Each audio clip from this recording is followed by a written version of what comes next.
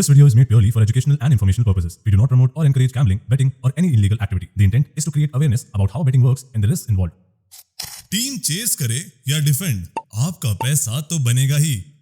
अगर आपने market load के बारे में समझ लिया तो आपको एक अच्छा क्रिकेट मैच ट्रेडर बनने से कोई नहीं रोक सकता। तो मैं हूं आपका अपना केडी क्रिकेट। इस वीडियो में आपको समझाऊंगा कि मार्केट लोड क्या है, क्यों है और कैसे वर्क करता है मार्केट लोड। तो चलिए वीडियो को स्टार्ट करते हैं, वो भी बिना किसी देरी के। मार्केट लोड वैसे तो समझना बहुत मुश्किल है, क्योंकि आपको कभी मालूम ही नहीं पड़ेगा कि किस टीम पे लोड है। मोस्ट ऑफ द टाइम, मतलब नॉर्मल मैचेस में तो 80% कोई जज ही नहीं कर सकता कि टीम पे लोड है या नहीं।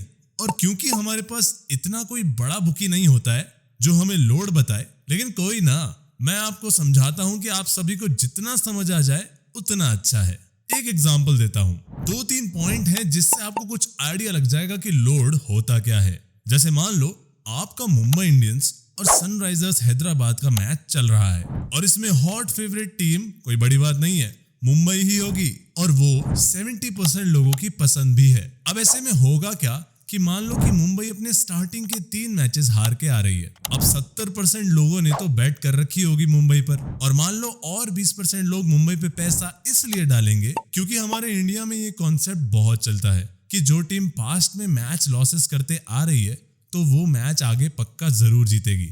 तो लोगों को हर हार के बाद जिताने का भी शौक होता है, और लोग इस फॉर्मूले को क्रिकेट बैटिंग में भी यूज करते हैं। अब मान लो कि जब ज्यादा बेट अमाउंट मुंबई पे लगा होगा तो मार्केट, मतलब बुकीज लॉबी को मुंबई की हार पे पैसा बचेगा, क्योंकि ज्यादा पैसा मुंबई पे लगाया गया है।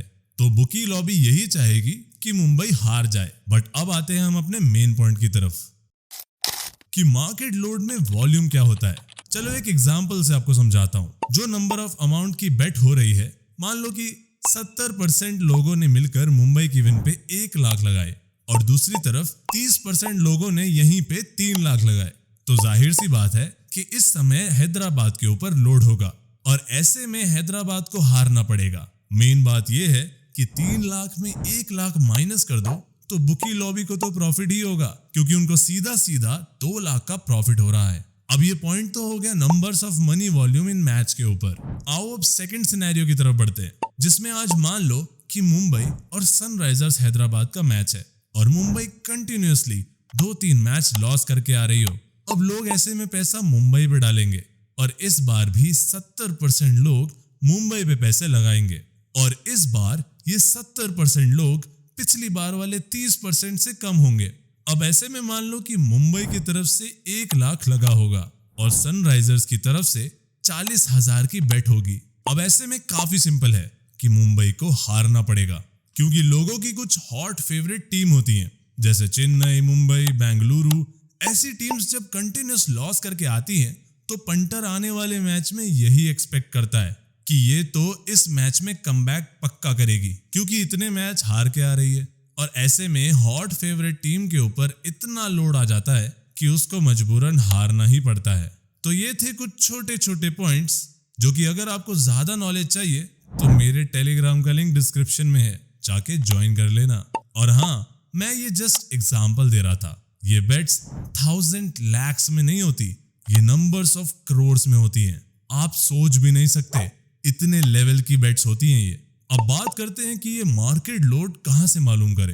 तो देखो, क्लियरली इस बात को समझ लो कि ऐसी कोई चीज नहीं आती कि आप खुद से बस कैलकुलेशन ही कर सकते हो। बस एग्जैक्ट आपको ये चीजें कहीं से मालूम नहीं पड़ेंगी। इन सब चीजों पे ध्यान मत दो और इस टॉपिक को यहीं छोड़ दो और अपनी बेटिंग स्किल्स पे वर्क करो।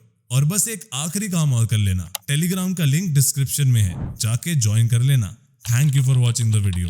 मैं मिलूंगा तुमसे अगले वीडियो में। Bye bye.